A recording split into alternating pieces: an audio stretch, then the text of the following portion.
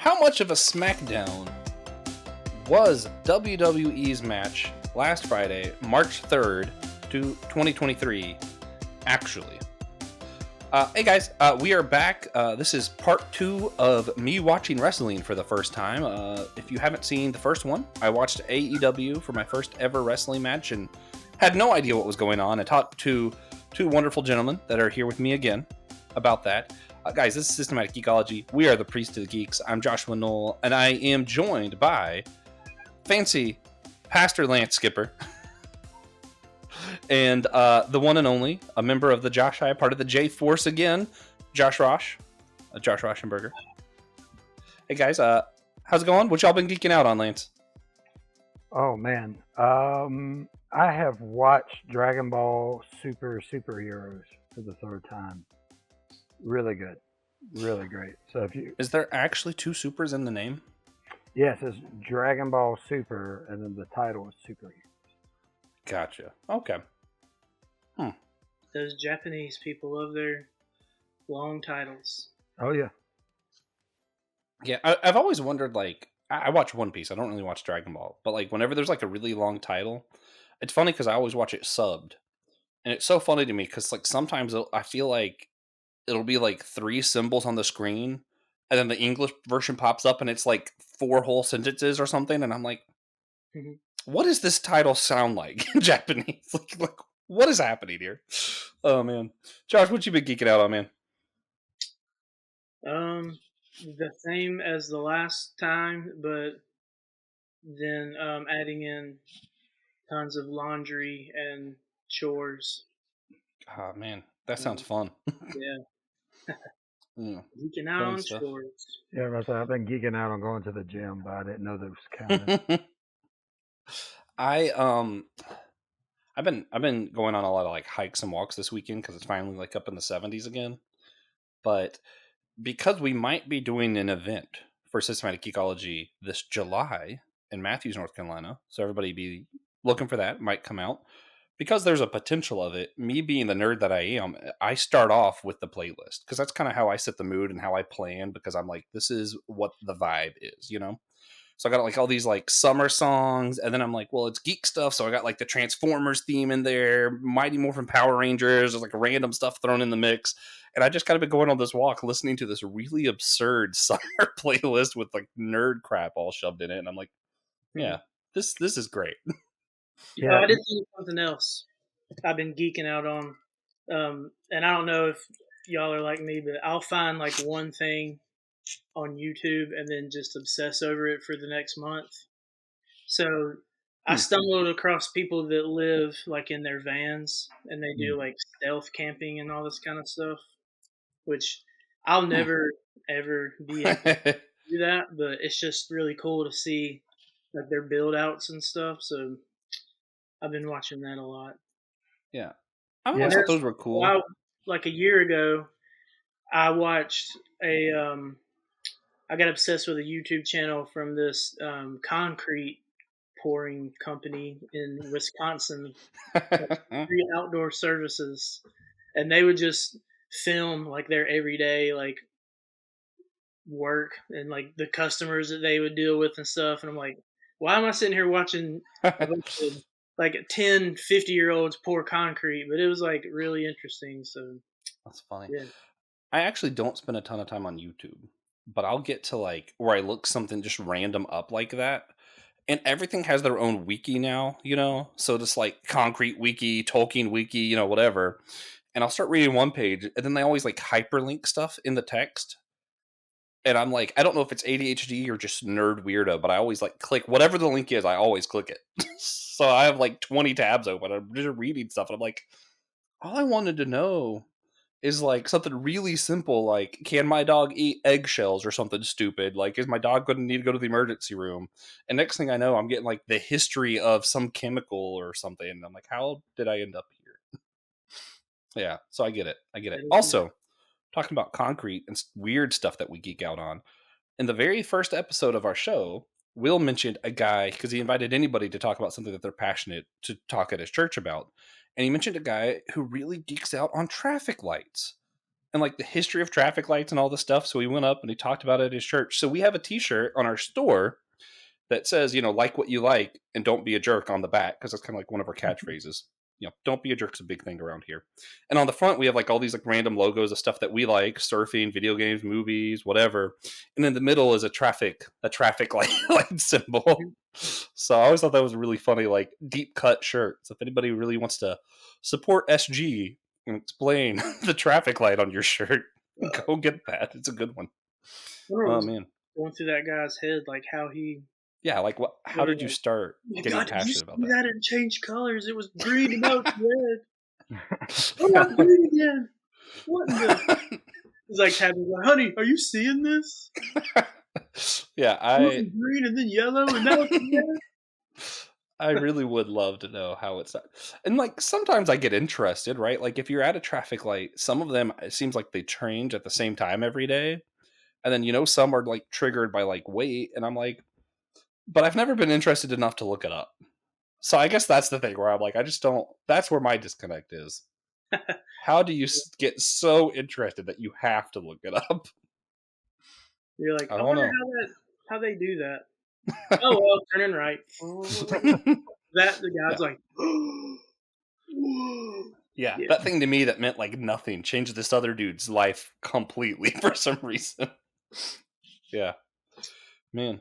Which, not to get deep on us, sometimes I feel like that happens in the church. There's some Bible verses and stuff that I read that I'm like, okay, next verse, it's just a genealogy. I'm just going to like fly through this. And then I'll hear a pastor preach one day being like, oh man, the genealogy of this guy is so important. And he goes into the history of it. And I'm like, dude, I just like skimmed that, like, so I don't know. You never know. What's it's like the philosophical version of another man's trash is another man's treasure. It's like, something that might not mean anything to me might change somebody else's life, like a traffic light.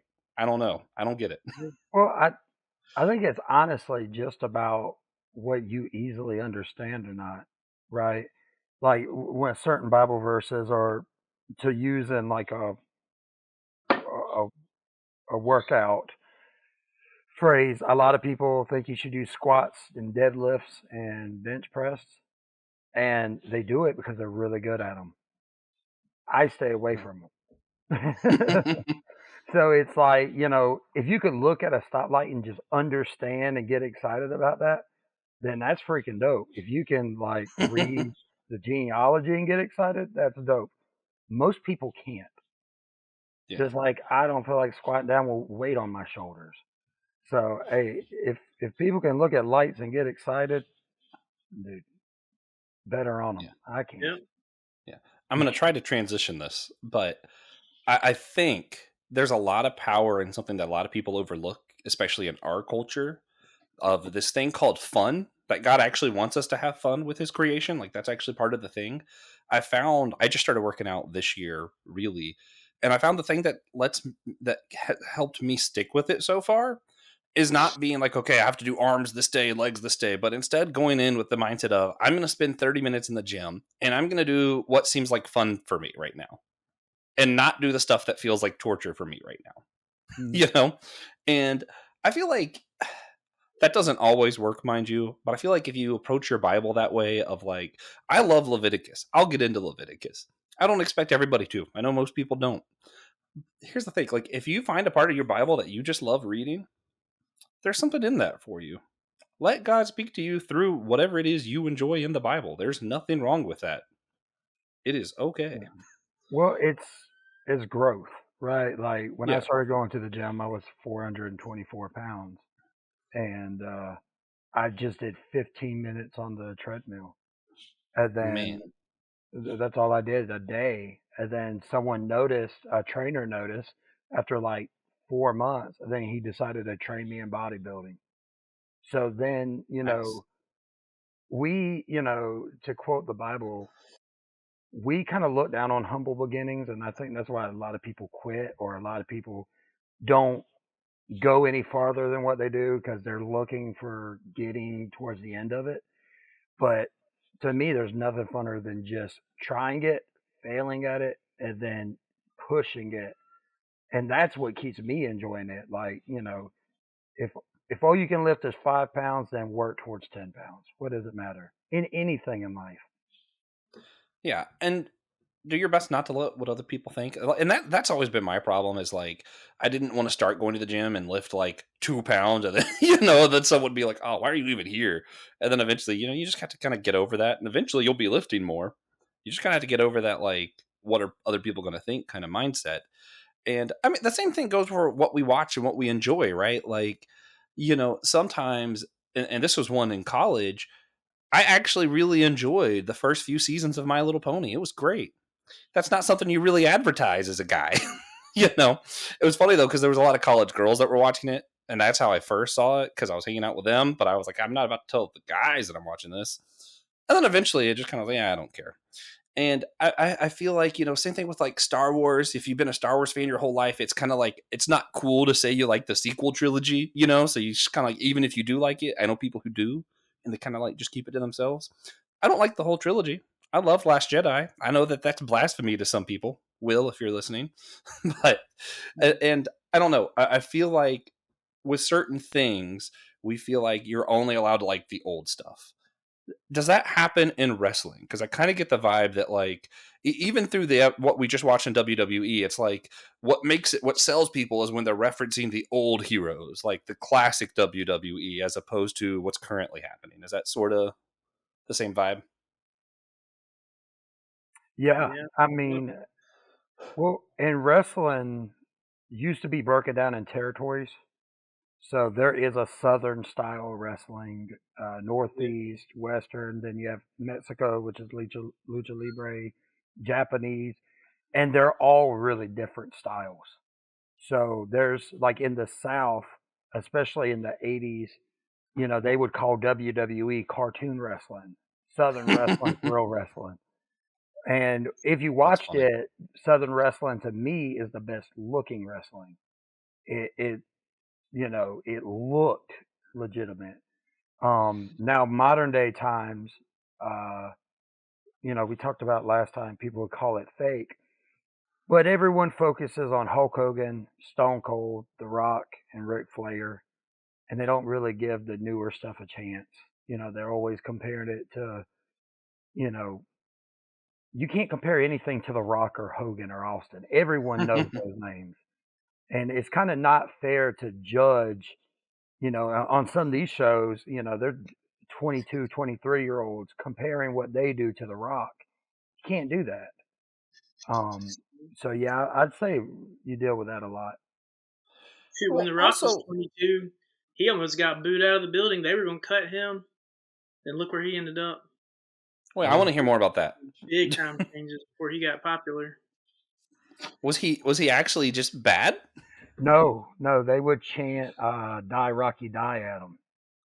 Yeah. They, I, Why? so in wrestling, if they push you too hard, and what that means is if the company is getting behind you before the fans get behind you, the fans will reject you. He'll turn on the Oh, quit.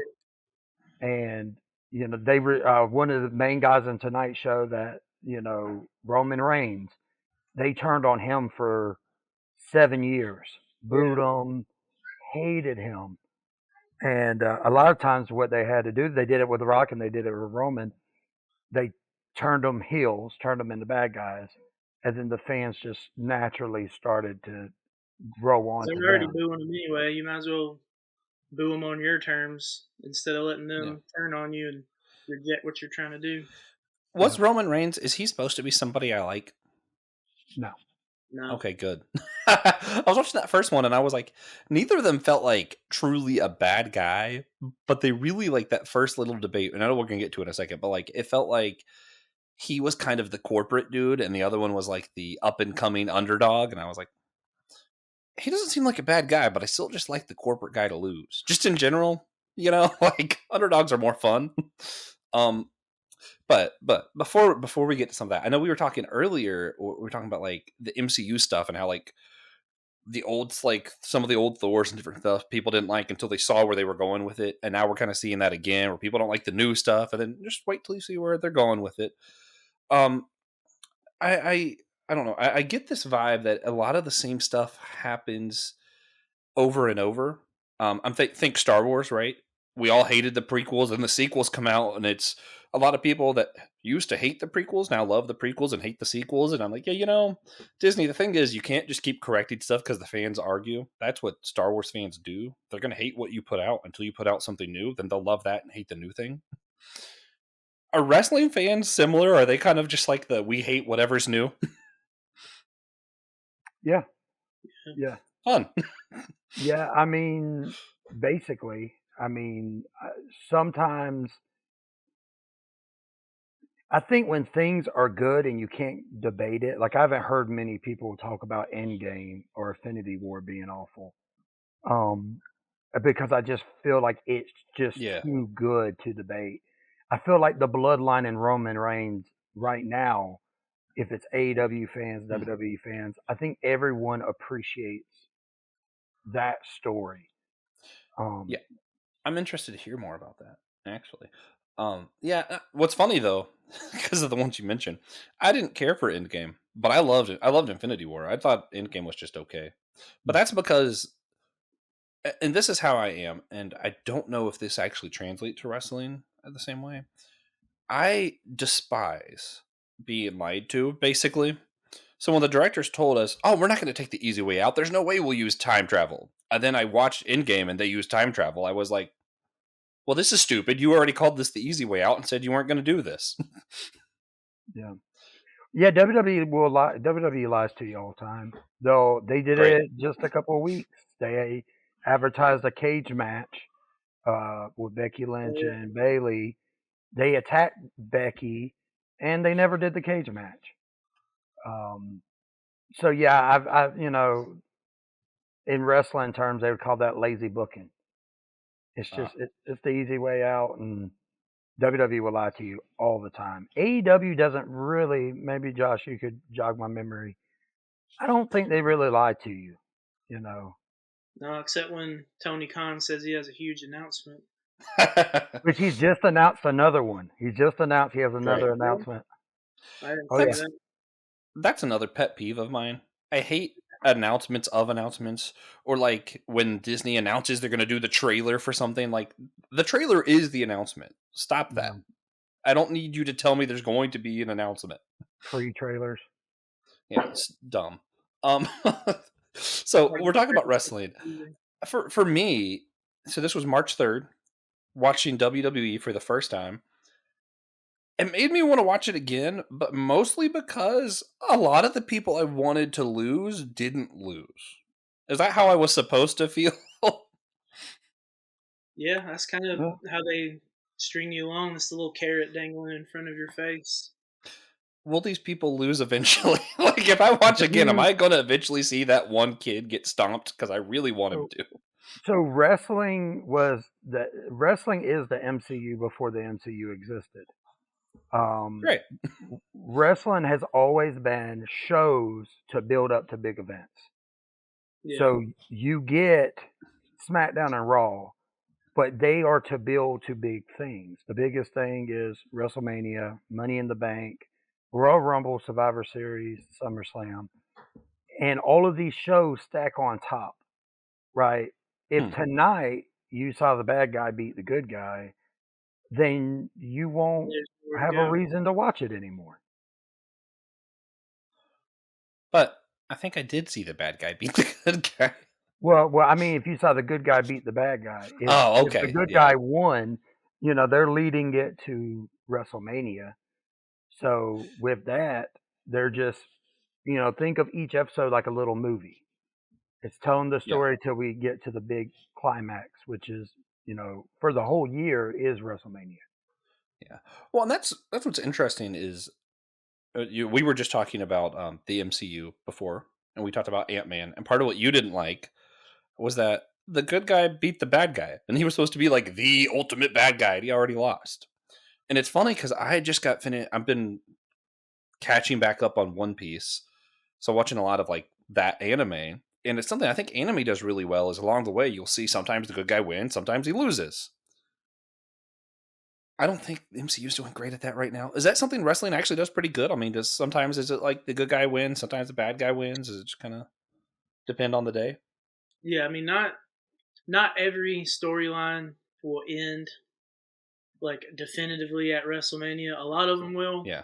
but there'll be some that maybe they just started like the storyline like this month. They're not going to end it in a month at WrestleMania. So you might, and other like smaller pay per views, like you might see a big cage match and between two people, but then there might not be a definitive ending, or again the bad guy might win, but then they're still building it up to what they call a blow off match, which is that's the final one. Like we're done after this, and usually they either increase the stakes or it might start off first with just a basic one on one match, and then that might go to like a no disqualification match the next time, and they'll build the story sometimes around like the final match that they're going to have.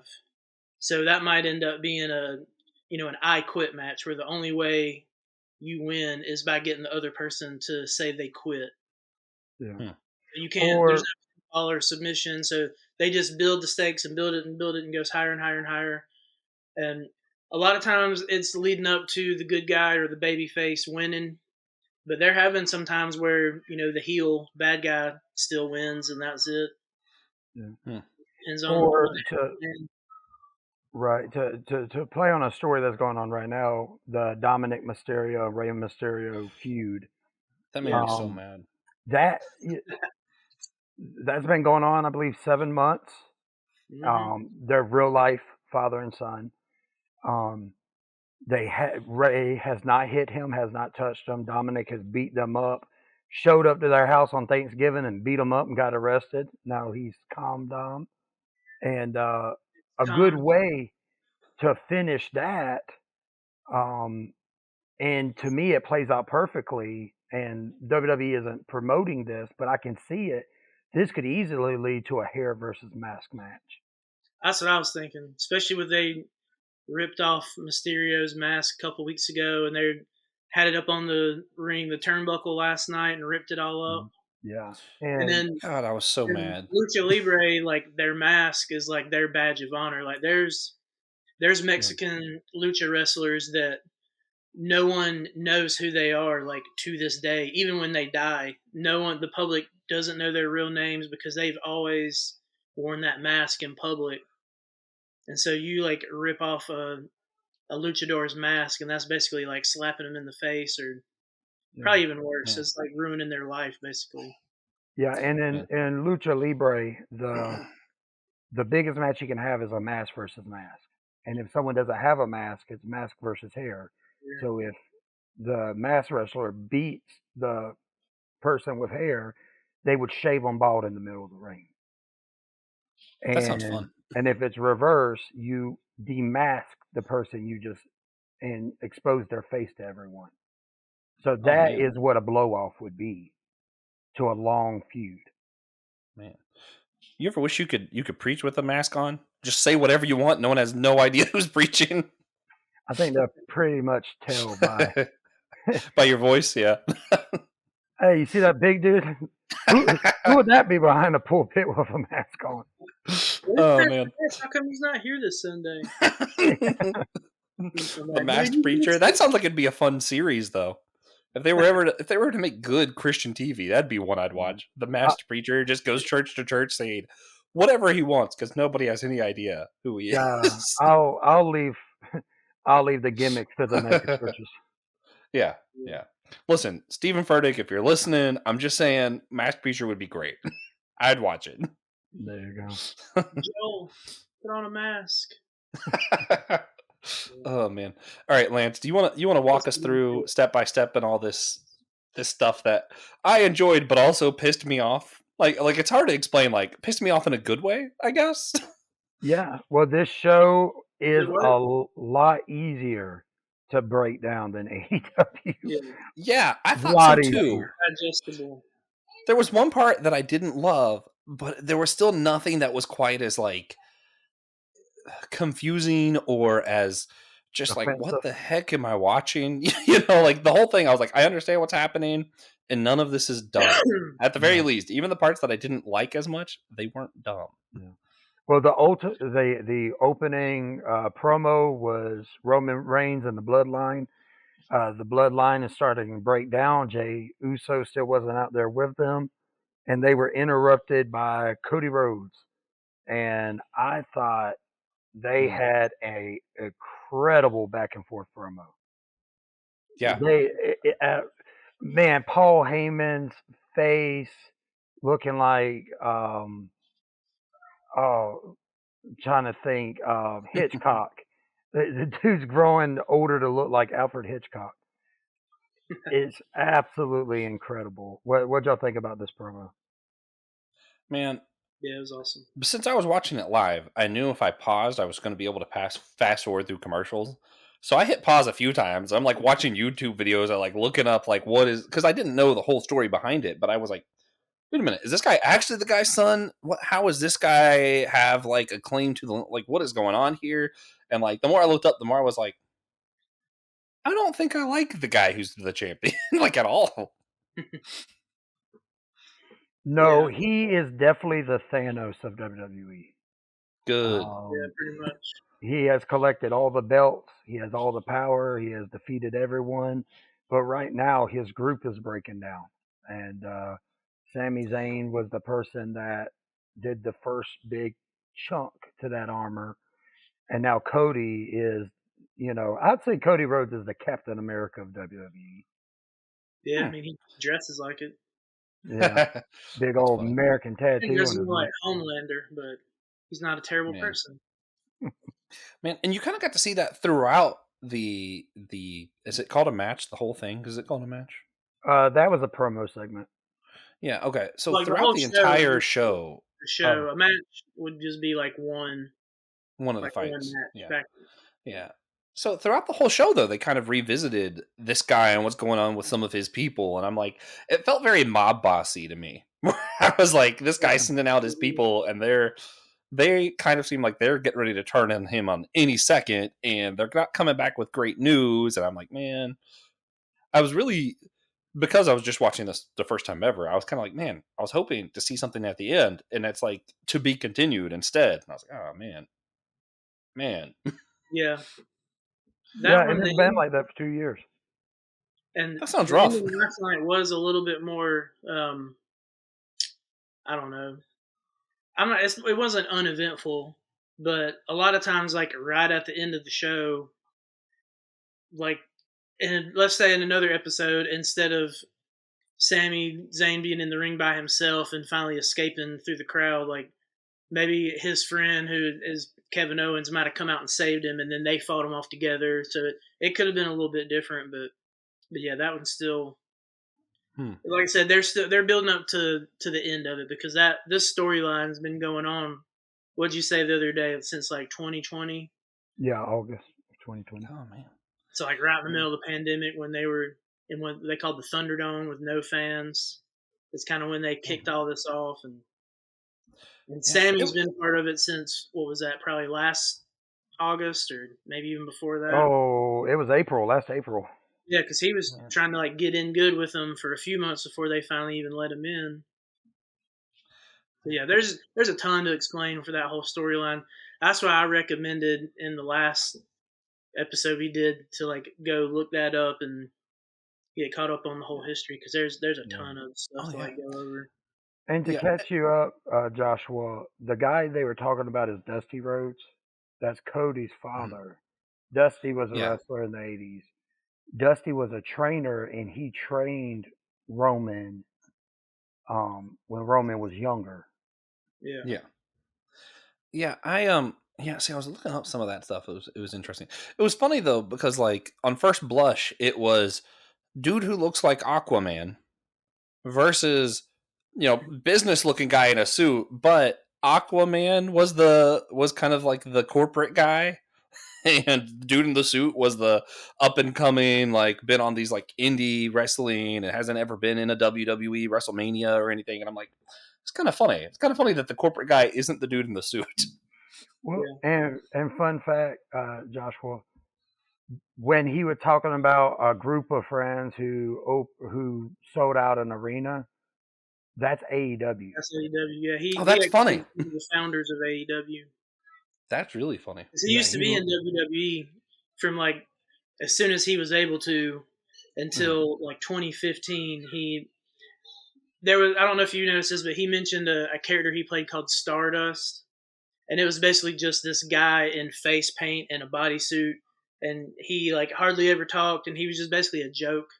And so he Oh got man. basically fed up with how he was being treated, and so he asked for his release from WWE.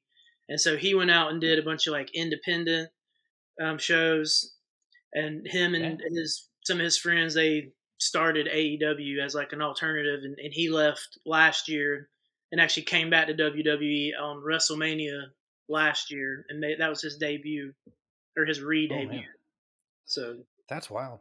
Yeah, man, yeah, that's wild. And that wasn't even the part that really like that made me kind of want to watch WrestleMania, but that wasn't quite what sold me. Later on, we're gonna get to the stuff that really made me mad was stuff that I was like, I thought like in AEW, like the women's match and all the other stuff was just kind of like filler. And this one, I was like, no, that's the stuff that actually pissed me off. Was some was some of those in between parts. Yeah. What do y'all rate that 1 to 10? What do you rate that promo segment? I don't want to say 10 just because it wasn't absolutely perfect, but it was. I mean, it was a solid 9 for sure. Which everything that Cody's done since he's come back, and everything that Roman and the Bloodline have done for the last 3 years has pretty much been a 9 or 10 this whole time anyway. So I knew once they got together, it was going to be like right there along with everything else. So 9 for me. Yeah, yeah. I was thinking 9 too. I was just after getting off of AEW, and part of it is because I didn't know what was going on, so maybe I need to watch it again. But I was like, man, just in the first 5 minutes, I'm like, this is like light years better. This is so much better for me. Yeah. Yeah. Now, before we move on to the next show, Well, Wait, what did you rate it? oh, it's a 9. Oh, dang. Okay. Before we move, Joshua, would you watch and or review WrestleMania? I'll say yeah. Off of this promo alone, I was already like, I have to see these two guys fight. I was just thinking, I don't know what y'all's schedules are like, but maybe we should do like a watch party or something. We should definitely do something. Yeah, WrestleMania is going to be Yeah. at least one of I those. want to nights. watch it. Our next match is Liv Morgan versus Rhea Ripley.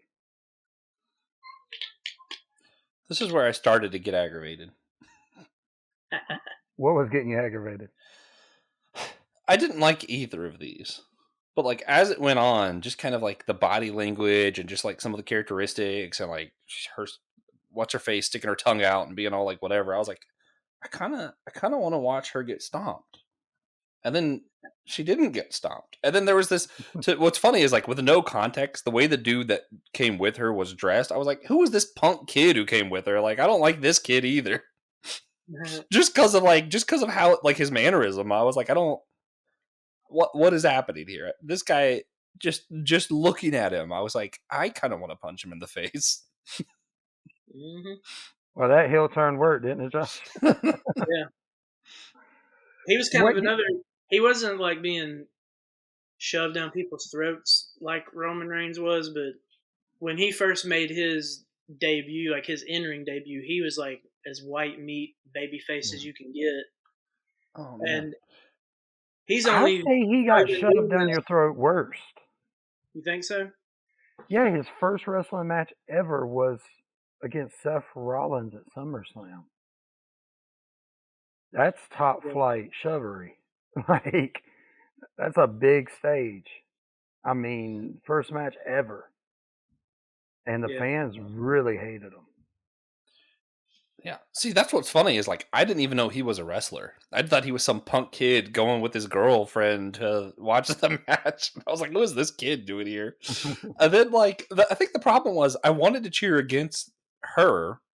Who's her like mommy or whatever? What's her name again? Rhea Ripley. God, I wanted to cheer against her so bad, and then they bring out this prissy looking girl that I'm like, man, I kind of want to watch her get beat too. This one I would like if this would have been like that match I watched last week or whatever, and they both would have got bloodied up, I would have been okay.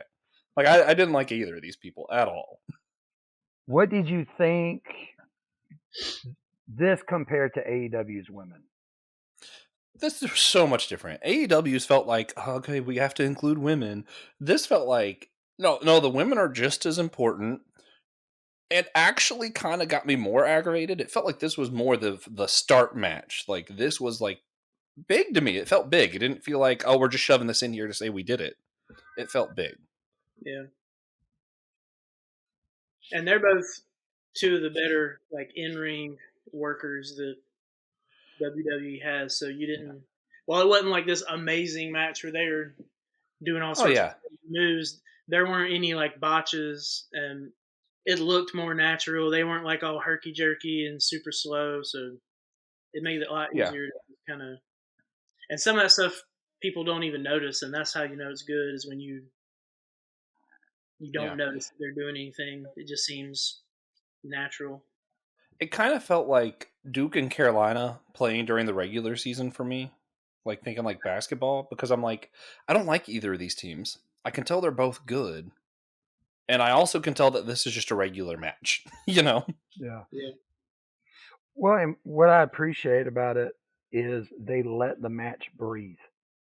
You could process what was Yeah. happening.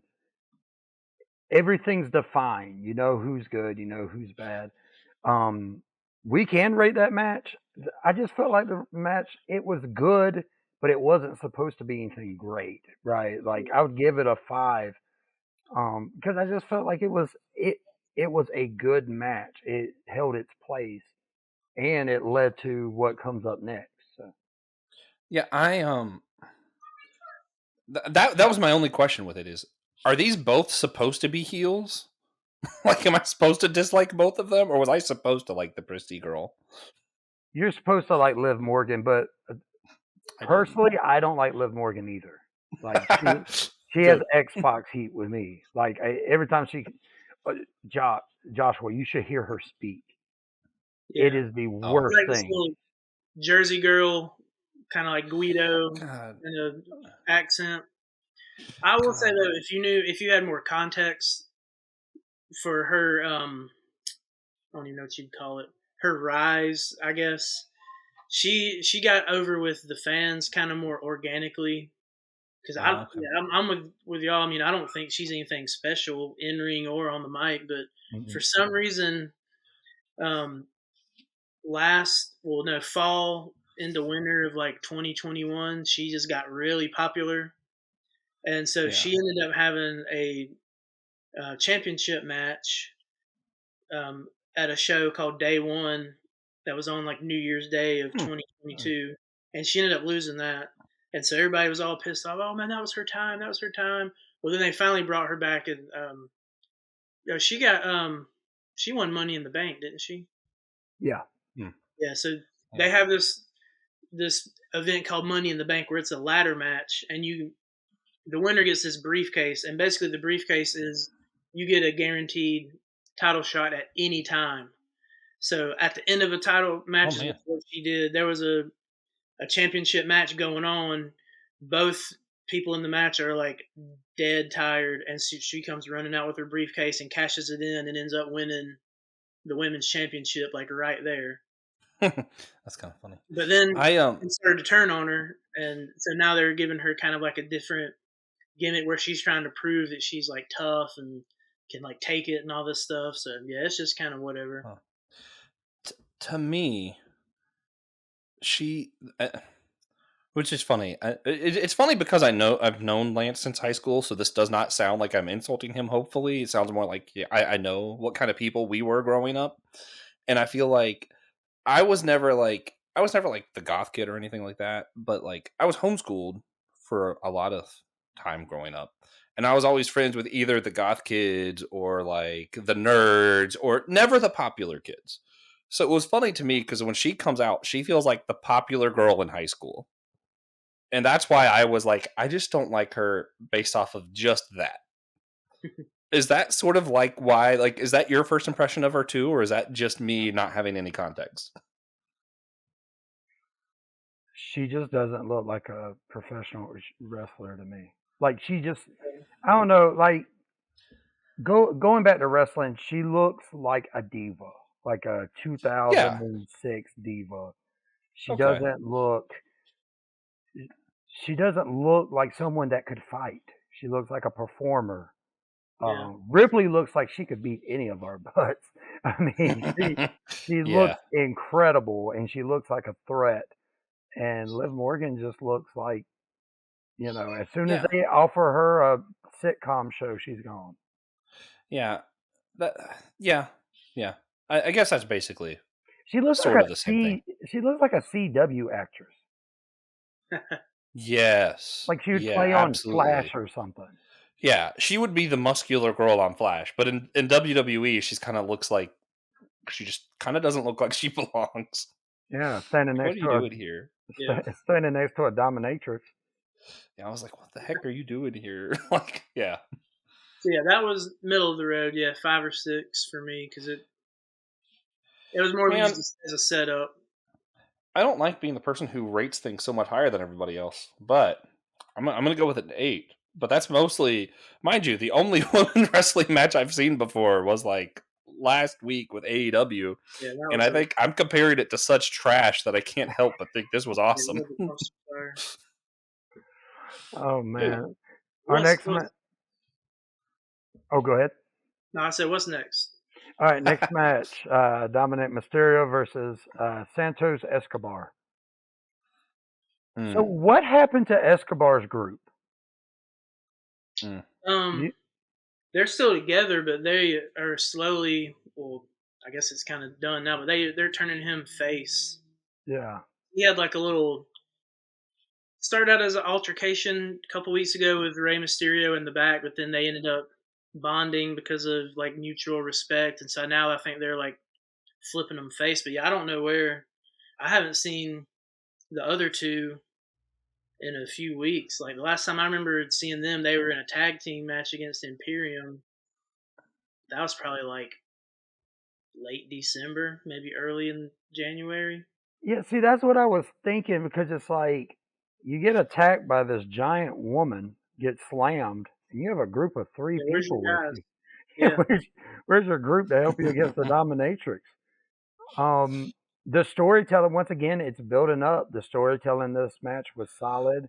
I liked whenever he had Dom in the corner and he was like, "This is your legacy," pointing at the mask, and then Dom spits on the mask. yeah, To me, that was awesome. I really liked. To me, anyone could follow that. Especially with Joshua, this is your first time really watching it. You can easily tell who, the guy who's spitting on the mask. Pretty much tell he's the bad guy in the group. I want that kid to get stomped so bad. yeah, Like it's one of my heart's biggest desires immediately. Is just to see this kid get just the crap beat out of him. Like, so mind you, with no context, I think this is like it was probably really it would have been funny to you guys if you had been there, probably. Because I'm watching it going, wait a minute, this kid's a wrestler? Like, what the heck?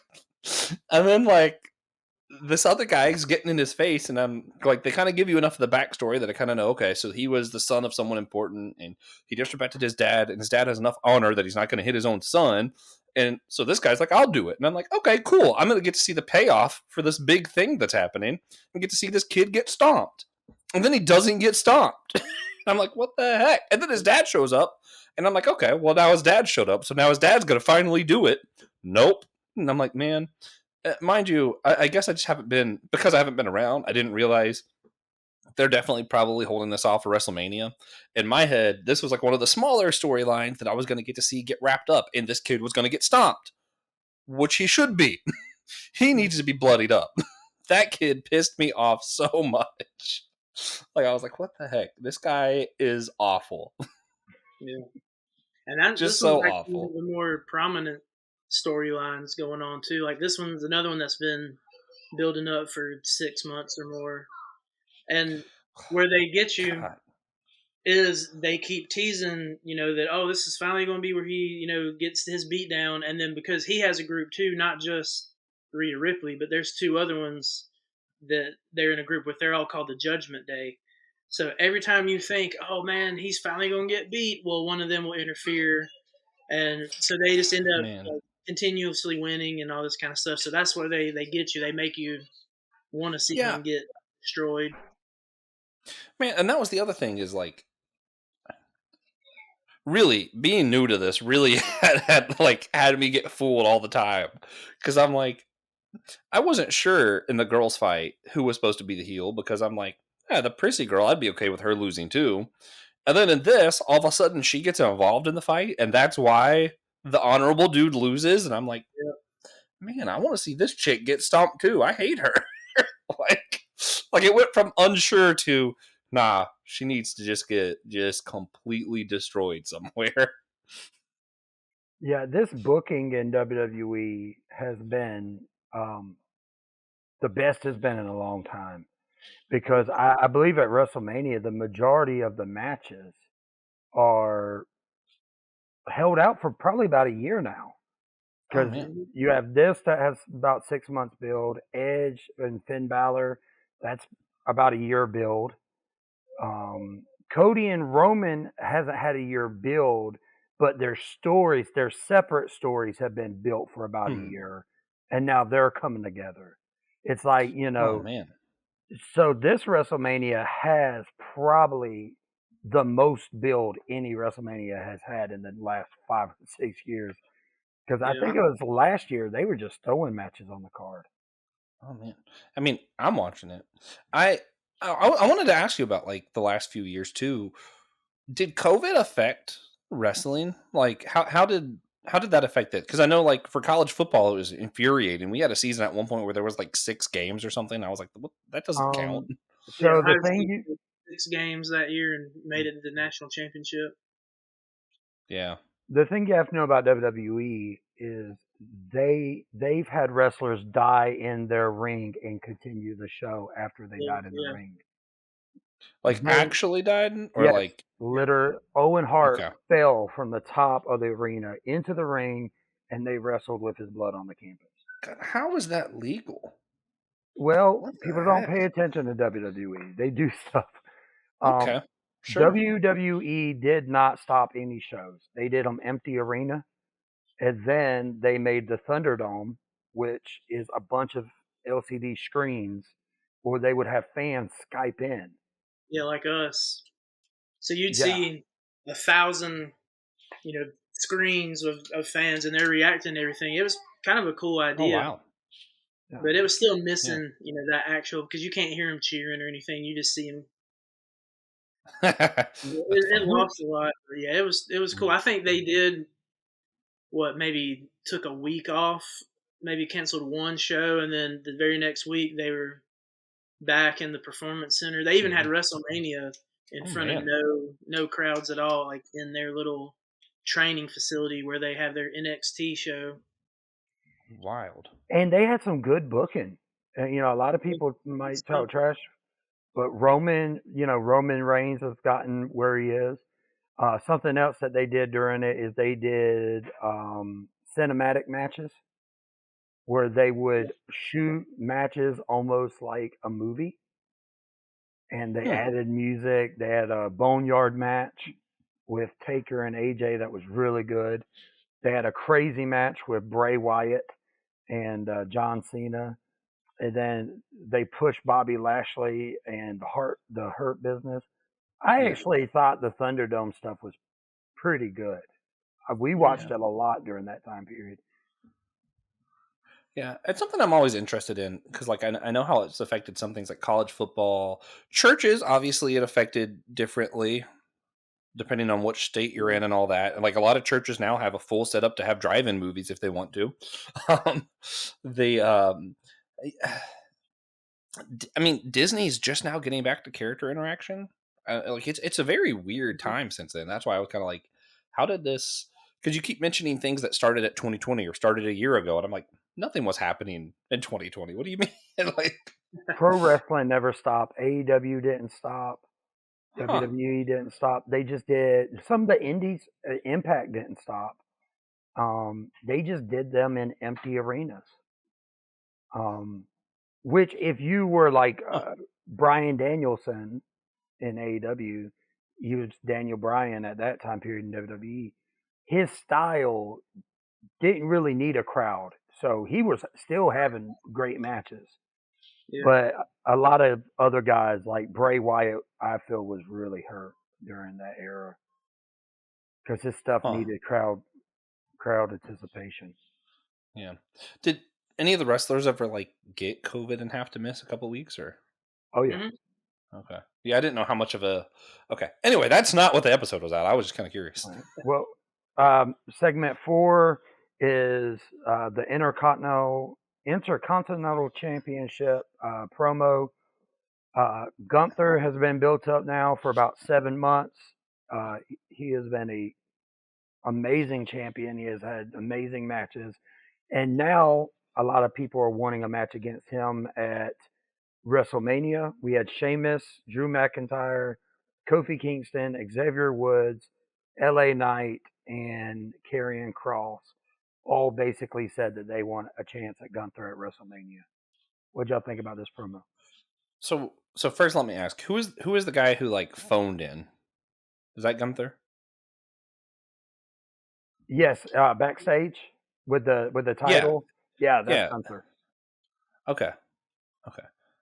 I wish they would have had him wrestle on this show so you could have seen like how freaking ridiculously awesome he is.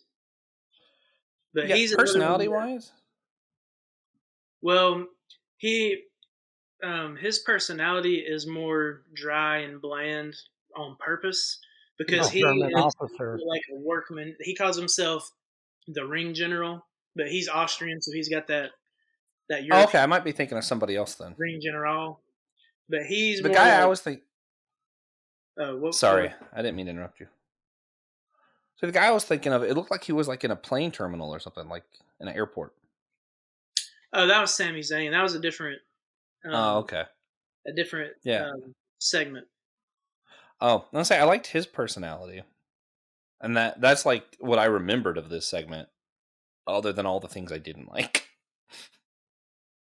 Yeah, he What was did you doing think about this? he was doing like a selfie, like Instagram Live kind of thing, walking through the arena. Yeah, I was hoping to see him come out. He seemed kind of cool. He seemed interesting. And then all the other personalities that like popped up and all of a sudden started showing up, and like for a second I kind of had like a flashback and I thought it was going to be like the AEW whatever crazy garbage we saw last week. And it wasn't that bad, but I was like none of these guys I liked. I could have skipped this part. Especially once the guy with like the handlebar red stash who looked very much like a caricature of like I guess Scottish people. I was like nope. Let's skip this. I was not a fan. I love LA Knight. Yeah, I'm sorry. And that's another one I think more context was probably needed for you in order to like kind of get what was going on. Because a lot of those guys to me at least are like super likable. And here's a fun fact for you that you might. So the guy you're talking about, Sheamus, he actually played was it Bebop in the newer Ninja Turtles from like 2014? Hmm. I don't know if you saw it or not, but no, I didn't see it.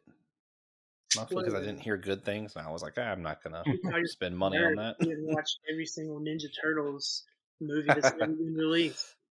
God, I just have such limited funds, you know. No, I think for me, which maybe context would have helped. For me, this part really felt like over dramatized German guy showed up, over dramatized Scottish guy showed up, and I'm like, are we just showing random people who are like stereotyped for different countries, and then they're all gonna punch each other once and leave? I don't know. It took me out of it, probably because there was a lot of characters I had no idea who they were. If that makes sense. But sadly, you weren't wrong. That is sad. That's basically what happened.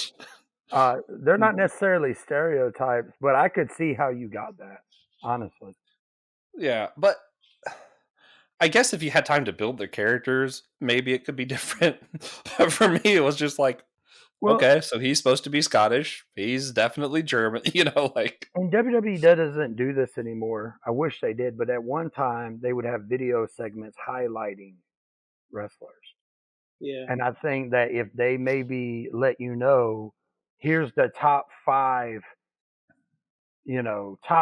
wrestlers gunning for the IC title, and they named them, and then they came out, and that these five guys are out here for this reason, and then it kind of makes sense. But they didn't really. I understood what was happening because they've done it 1,000 times in the past. But if it was your first time watching it, it would be confusing. Yeah. Also, it kind of, the way they do it kind of feels like they're all like vying for you to cheer for them. So part of me was like, man, if just any of you guys would just come out and say, my platform is I want to stomp that kid from earlier, I'm cheering for you. That's all. Like, I think I was still hooked up on that part where I was like, I'm still mad about that kid. And now I just see all these random people from other countries, and I just want to see that kid get beat. Yeah. The next segment, I don't have a rating for that segment. Yeah. Yeah. I didn't understand it well enough to rate it. So the next one is, and I want to say that before we get on this, none of this stuff is bad. There is no battle royale AEW moment on this. yeah, I was glad. I was really scared that's what was about to happen. So I Yeah. was relieved when it didn't. The next segment was the Bobby Lashley promo calling out Bray Wyatt, and that is when Uncle Howdy came out behind him. No, Uncle Howdy. Oh, Uncle Howdy. I laughed so much at the name Uncle Howdy. I just thought that was so funny.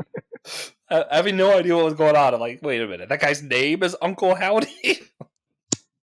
Great. Perfect stuff. It's sort of like when you're watching a comic book and like Squirrel Girl or something just like absurd shows up and you're like, I immediately love this just based off of how ridiculous it is. So you like Uncle Howdy? I do. I thought it was so funny. I'm like, yeah, this guy. It's so weird seeing Uncle Howdy, and I'm worried about this for WrestleMania. Bray Wyatt has no good matches, and no one looks better after wrestling Bray. Mm. I don't know how they're going to have Uncle Howdy and Bray Wyatt with his puppets and creatures and monsters next to Bobby Lashley. It's a weird look. Yeah. Oh man, this was probably the only segment I didn't really like because of that. Like, I love Bray Wyatt as a character and his creativeness, but yeah, he sucks in the ring. And Bobby Lashley is legitimately like one of the best, and for the last year or so has been like one of the hottest wrestlers in the company. So even though he, just recently got out of the main event like picture and out of the US title picture, like he needs to have something more high profile. Or I guess Bray is high profile, but he needs something better. Like, yeah, it's just I don't think it's going to be good at all. Man, I feel so left out. I was so happy about Uncle Howdy. I've been spending, like I mentioned, I've been spending a lot of time trying to catch up on One Piece because I'm like using that free week trial as much as I can. And like, or I'm like, I just finished the whole Cake Island arc, and part of it at one point, the main character has to eat a bunch of these bad guys who are made out of biscuits, basically cookies. Mm. It was just so ridiculous I that I accept that texted. challenge. Yeah. I text TJ while watching it, and I'm like, TJ, I'm offended that you've never been in a position where I had to eat hundreds of cracker warriors to get to you. And if it weren't for the fact that I had already texted him that, I was going to tell him while watching this that he needs to start going by the title Uncle Howdy. So I just thought it was so funny. I was like, this is great. It is so ridiculous. It's great. Yeah. But yeah, I feel like it's the same level of ridiculous as the Cracker Warriors. I was like, yeah, this is perfect. Yeah, I don't understand, and maybe Josh, you can tell me, what is this leading to? Is this leading to a Wyatt family? They keep hinting the Hurt business coming back. Yeah, which they should have never broke them up in the first place. But yeah, I don't know. I mean, I've seen so much stuff, so many rumors about Bray, and like his Twitter handle was Wyatt6, and all these different characters are going to come to life, and that's who's going to be the Wyatt6. And then I've heard people saying, "Oh no, it's all these different split personalities, like him and Uncle Howdy and whoever else. That's going to be who the Wyatt Six are, and they're all like contained into his brain, kind of like that movie Identity from back in the day." I have no clue because it's just been so slow too. Yeah, this has been playing out, Joshua, since October. Yeah, when did he come back at Survivor Series? Extreme Rules. So because I didn't have a lot of the Extreme Rules, yeah. background, not a lot stood out to me outside of just the characters themselves being characters. So if I had to rate this, oh sorry, What'd you think about Bobby Lashley? Like when you saw Bobby Lashley? meh, seemed like a wrestler. I was like, he seems cool, I guess. It didn't really stand out as much. I just was so hooked on. I think the problem was the name was just too good. You know, like there's sometimes the name's just all that matters. Yeah, I'm gonna rate this like Uncle Howdy. The name gets a 10 out of 10, 11 out of 10, just for the name, and then the rest of it, I don't care. I have no rating. I'm just don't care. Oh man, so Uncle Howdy's really over with you. Just because of the name, man. Like that's all. That's literally all it does. I'm like, that's too great. Oh Yeah. man. Yeah, let's main event. Sami Zayn versus Solo Sikoa. What y'all think about this? I'll let you go first. I felt like the main event felt a lot less main eventy. Like I didn't like the main event of AEW, but it actually felt like that was supposed to be the end. This kind of felt like another match, I guess. But maybe I just don't know the characters. Well, this guy in the main event was the same guy running around with a cell phone that you liked earlier in the show. Oh, was it really? Yeah, the same guy. Yeah, I don't know. It might have just been that like I'm super ADHD, so at this point this is like a 2-hour show with commercials. I'm just kind of like, okay, I might have just hit my limit, but I don't know. It didn't feel, which is weird. Now that I know that, I'm like, I feel like his hype was a lot better than his performance, maybe. Yeah, Sami Zayn's super over. I think the thing with this is the same thing with Uncle Howdy and the Wyatts. We need to I understand we have 4 weeks to Mania. I need a little bit more meat on that bone. Why couldn't we know Cody Rhodes was there? Why couldn't Cody Rhodes come out and help Sammy with the bloodline? Why can't we just get a little bit more meat on the bone? Except for Sikoa beats him flat. Jimmy comes out. Sammy runs away. I just feel like it would have been better if Cody came out and was more of an equal with Sammy. It would have made it not feel flat, which I think it did just feel flat. Yeah, it felt a lot like a setup for something else as opposed to its own thing. Yeah, and it would have made sense for Cody to come help out because they had their little promo segment a couple weeks ago on Raw where they're both basically like, I want you to beat him, but I'm going to beat him. So they could have like joined up and. Yeah, and how good would it been is if the last shot Cody came out, Cody and Sammy took advantage, and then they go to the back and Roman is just given that look. Yeah. Because now he recognizes, oh man, they're getting the number advantage. Like, man, we're falling apart. Yeah. That would have done to me, because Roman said earlier in the night, if they don't figure out the Jey Uso situation, he's going to take out Jimmy. And if they showed that, because they've been showing the threats separate, they showed Sammy now and Cody at the beginning. They need to start kind of bringing the threats together so people can actually see that, okay, Roman might lose this thing. Having the babyface run away, I just didn't feel like that was it. Yeah, I don't know.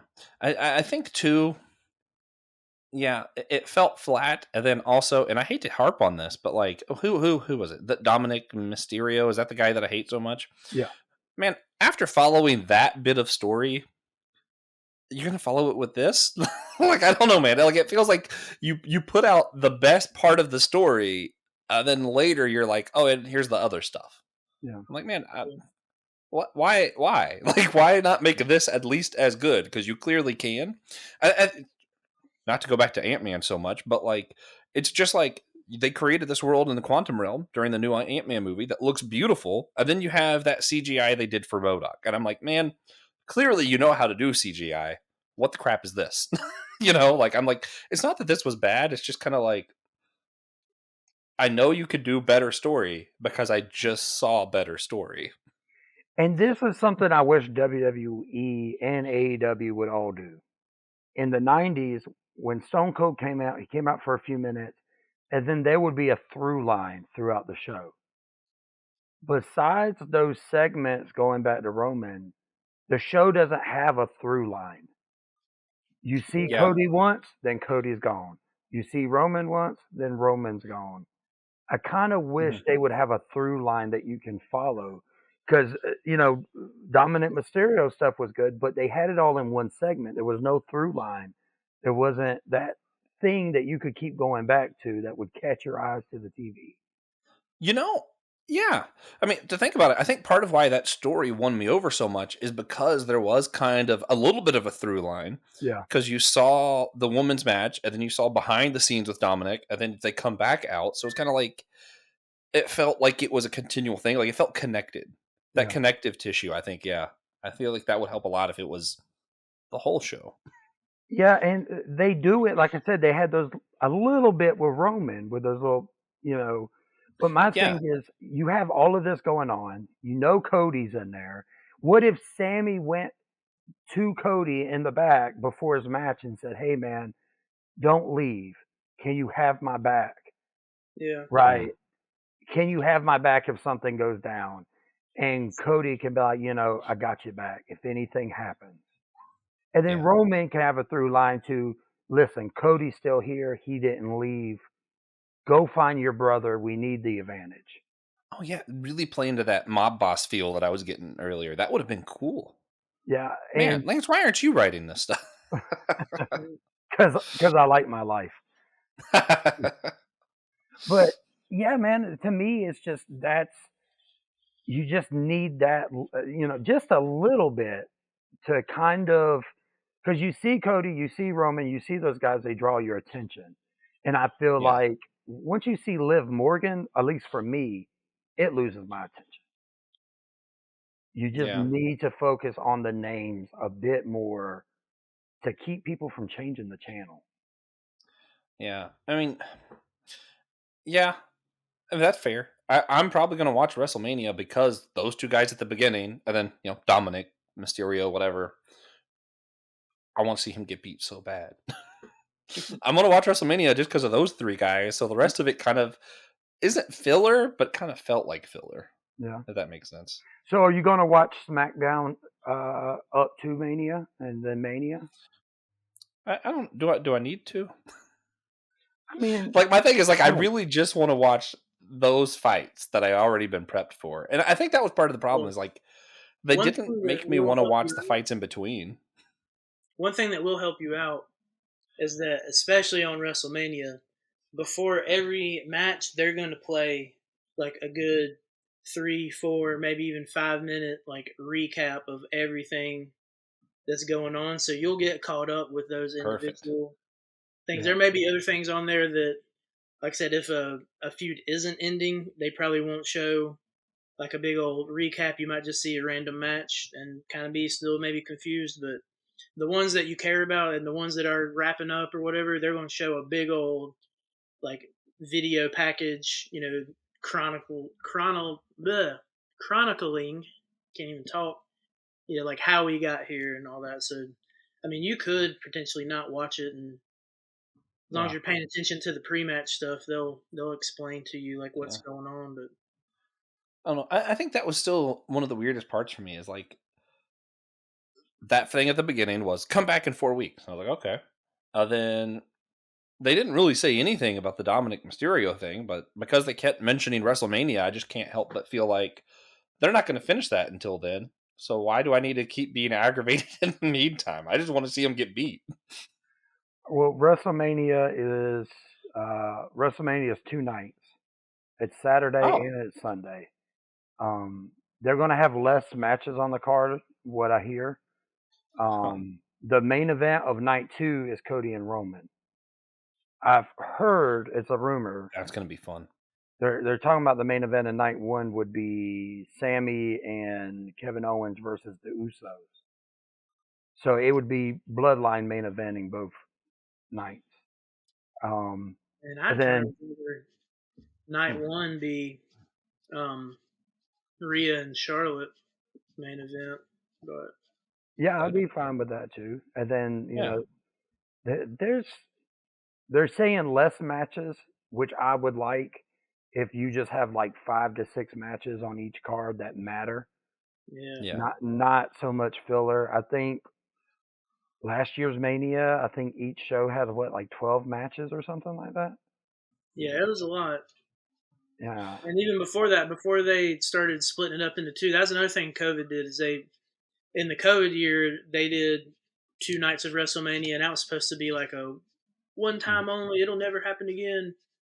But used to WrestleMania when it was just one night, it would be like a freaking 6 hour show. There'd be like Dude, it was 8 hours. matches, and it would all like I couldn't imagine being in the crowd.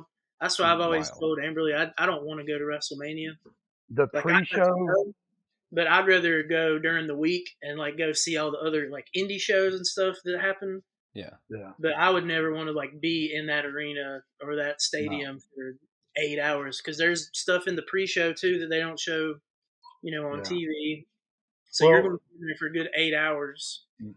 WrestleMania 2019, it was a 2-hour pre-show, and then the main show was from 8 o'clock to midnight. Midnight, yeah, it was crazy. Man, that's And wild. yeah, they don't do that anymore. Thank God. Yeah. Those, Yeah. dude, it I felt like couldn't do going to that. work.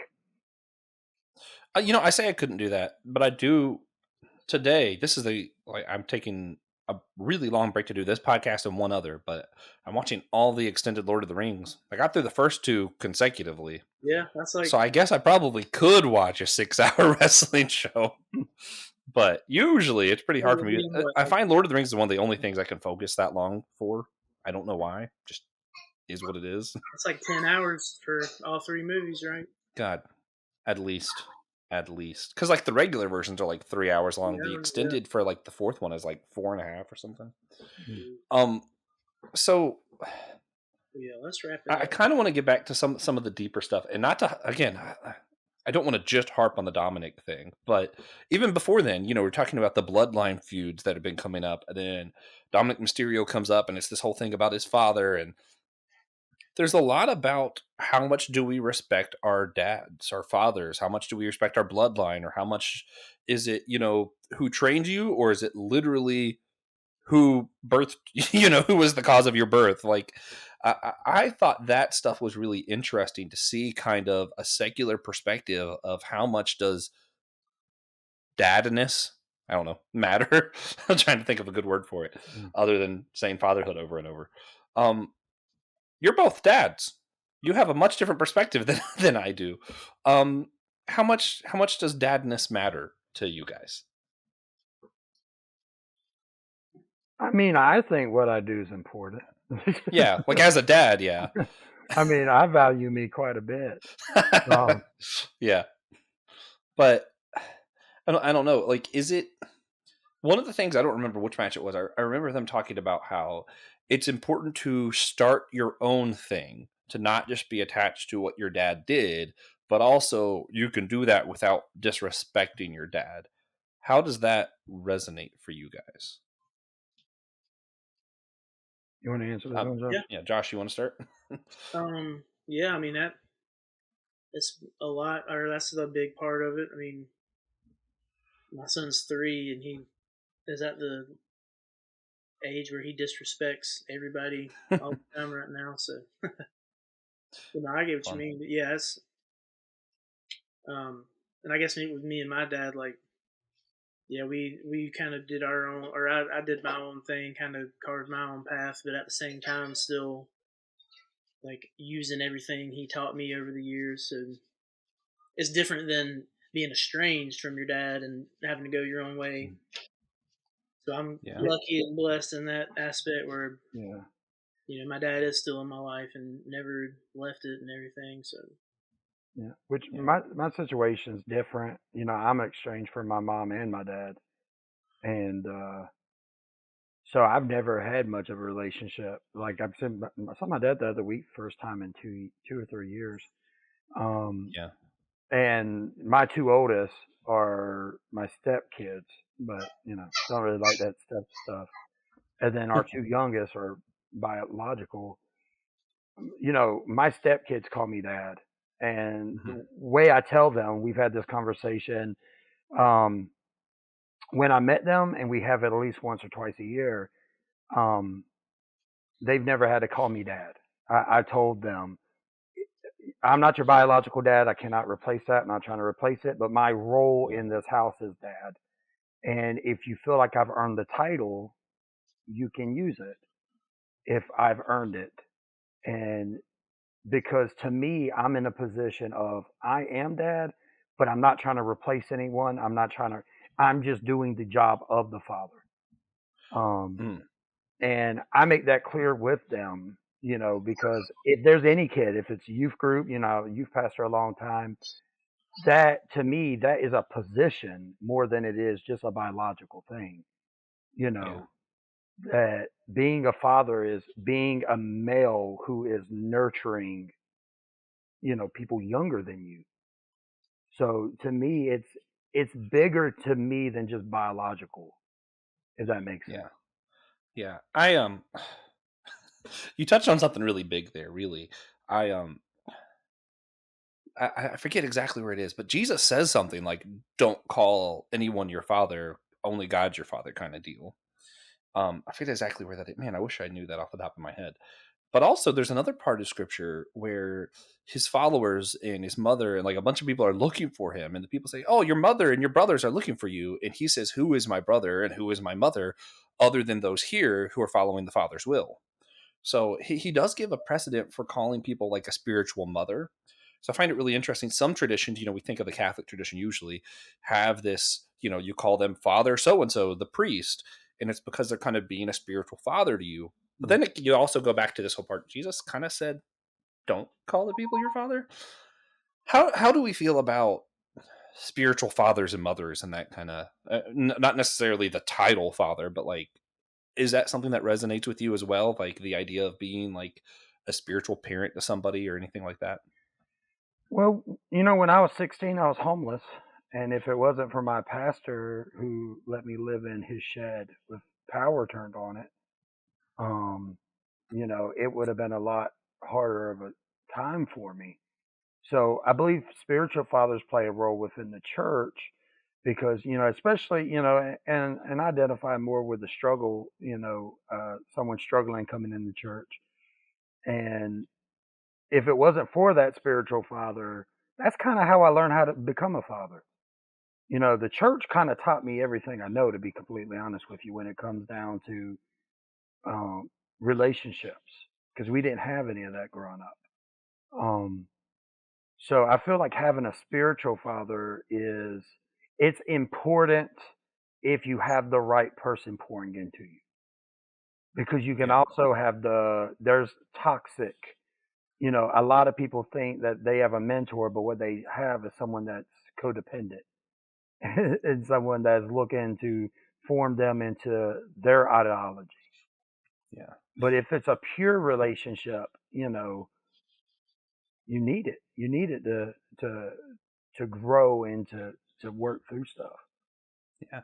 That's why I really like what you said when you were talking about your, which I know you don't like the term step, but you're talking about your oldest two children, Yeah. um, telling them they didn't have to call you dad, but if they felt like you earned it, they could.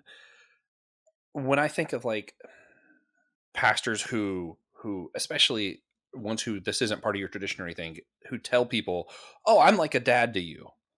if you're telling someone you're like a dad to you, that's usually a sign that something toxic's happening. Like you're Hmm. trying to force this kind of bond, and I hate. I hate that so much. And what's funny is like I even know priests who their tradition is Father so and so. That's what they're called at the church. Who would even say, no, you don't need to call me that. And so like I feel like there's this thing of like if you're trying to push on someone a forced spiritual parentship thing that you didn't earn, that to me is like that's toxic. And that's where I think it was really interesting to see your perspective as someone who isn't even pushing that on his own kids necessarily. That's why I'm like, okay, that shows me the signs of a healthy leader. That's what this should look like in the church, outside of the church, whatever. Um, Josh, did you have anything you wanted to add to that kind of part of the conversation? No, not really. I mean, I think Lance said it best. I mean, again, I'm completely different where I did have actual father in my life too, but I mean, I did have, pastors and other people as spiritual fathers, and that does definitely help because, I mean, there's some things that you probably don't want to actually tell your dad that you're going through, and that spiritual father is somebody that you can confide in for those kind of things, and yeah, so I've been lucky to have a few of those too. Like when I was touring with the band I was in with Commandment 11 a few Mm-hmm. years ago, Scott, the leader of that group, was basically my spiritual father, and yeah, there's a bunch of stuff that I shared with him that I would have never even thought to share with my dad. So yeah, I mean, I think it definitely you need both, but Yeah. definitely the spiritual father, 100%. If you're actually gonna make it as a Christian in life, because yeah, I mean we can't do it Yeah. on our own for sure, and Well, that's and you need to choose it in the sense of you people have to recognize you need to respect the men and women of God, but they also need to earn that trust. Yeah. Don't, I don't have people call me pastor. If you view me as a pastor, call me a pastor. Just like if I cook good food, I don't need you, I don't need to say, Josh, do you like my food? If you enjoy my food, you'll tell me. And if you don't tell Yeah. me, then what does it matter? Maybe you do like it, maybe you don't like it. We need to start allowing people, if you view me as a spiritual father, that's great. If you view me as a mentor, that's great. If Mm-hmm. not, that's great. It's all about keeping things non toxic. And that Yeah. when we look at church, as, not trying to rant, church isn't a job to me. Yeah. Church isn't end all be all. My life isn't going to end or get better because of the church. The church is just a part of my life that I love, but it's a part of my life. Yeah. So if it becomes my ambition, my job, then it's more about becoming successful than it is Mm-hmm. enjoying being around people. Yeah. And that's where you see all these toxic leaders in the news these days because became their ambition, became, something other than what it was meant to be. And I don't know, that's where I feel like it's really interesting for me from my perspective. I have an awesome dad. Chose me as my godfather was brother Martin, who both of you guys know. Awesome guy, has always been like a spiritual father to me. Then, as I've grown, developed, learned my own stuff, I'm like, I don't really believe a lot of the same things as the church I grew up in, as my dad, or as this, or brother Martin. But man, I still respect the heck out of those guys. Those guys are some of the greatest men I'll ever know. And if I ever amount to being half of the men that they are, I think that would be a great honor. Yeah. So it's this weird thing of like, yes, he's still my dad. Yes, they're both still spiritual fathers to me as well. And yet I still need to kind of become my own man as well. And that might look a little bit different. Yeah. But yeah, just like the announcer said, doesn't mean I disrespect my bloodline. Yeah. you know, So they're could I great. ask a quick question? And it's simple, yes or no type of thing. Oh, fun. Do you think your dad's going to heaven? Absolutely. Right. Do you think Brother Martin's going to heaven? Absolutely. He Do you, might be put like second in charge or something. right. Do you think you're going to heaven? I sure hope so. I think so. So what does it matter the route of church? Yeah. The way to heaven is Jesus, not Baptist, not Methodist, not Pentecostal. You need to find what works for you on this earth and what stretches you and what you're able to do. Like I tell my church all the time, if you love someone just for them to come to church, do you really love them? You should love them for them to go to heaven. It doesn't matter if they come to the church, if they pay tithes at that church, or whatever, because our bloodline, right, is Jesus. To be corny for a moment. So true though. My thing is, we get caught up in the semantics of being human, but it doesn't, your background doesn't matter. Like I tell people, man, I'm not COGOP, I'm not Pentecostal, I'm a Christian. Yeah. I serve in COGOP and I serve in a Pentecostal church, but when I go to heaven, there's going to be Methodists and Baptists. They're going to be everybody. So I'm not going to cloud my eyes with crap that we created. Yeah. One of the most helpful things, so another podcast I do is Whole Church Podcast. So we talk about church unity, all the different kind of beliefs and stuff in that. We had Reverend Justin Coleman on, and one of the statements he said that I really loved, he said he was very thankful that God doesn't plan on giving a theology test at the doors. And I'm like, yeah, we'd all fail, right? And, just to pick out like a really specific thing, like I don't think that when you're filled with the Holy Spirit, that necessarily means you're going to speak in tongues. That's the denomination I grew up with thinks that is the sign that you're filled with the Holy Spirit, is that you'll speak in tongues. I don't think that matters at all. I don't think either of them, when I think about my spiritual fathers, I don't think either of them are going to be like, oh, Josh changed his mind on that. God's probably not going to let him in now. Like I don't think anybody thinks that. So it's not that those things don't matter. We should think about them, but also they don't matter. Well, it's open hand, closed hand. Yeah. Right. I'd say that's open handed. Closed hand is I don't think I need Jesus. No. Yeah, that's different. That's closed hand. You have to have Jesus. So to me, as long as we agree on the closed handed issues, the open handed issues, if a girl can cut her hair or whatever, we can look past that stuff. Yeah. Do what, Josh? Yeah. So you allowed to go to the movies? Oh yeah. Can you talk about wrestling? I hope so. I hope we're allowed to, or we're not. Oh man, that's funny. They have an hour and a half of proof that we're not going to heaven. Yep. Oh well. No, but I like what you're saying there, and amen and hallelujah. That's why we have the pastor on to talk about wrestling. So what do y'all rate the show? I rate it overall a 7. Yeah, probably 7.5 for me. Yeah. Again, the noob's just gonna be rating things higher. I'm gonna go like 8 or a 9, man. I had so much fun. Just cool. The people that I hated so much that I'm like, yeah, that was great. It's been a while since something like roused me up like that, so that was cool. Yeah. WrestleMania will be a fun show. WrestleMania is always a fun show. Even when they're bad, they're fun. Nice. That's true. There's going to be at least 1 or 2 matches on there, no matter how terrible it is, that you're like, man, that was really good. And that's not what we were talking about the last time. That's what kind of it's like you get your little bit of a fix enough to like get you back to the next one. So yeah, it'll be fun. If we don't have like a watch party or a watch along, we definitely need to do another episode and talk about it. Yeah. So if you're listening, be looking out. We'll be doing something for that. I don't know what, but it'll be something because I'm gonna watch it and I'm sure we're gonna want to talk about it. It's a good time. Yeah.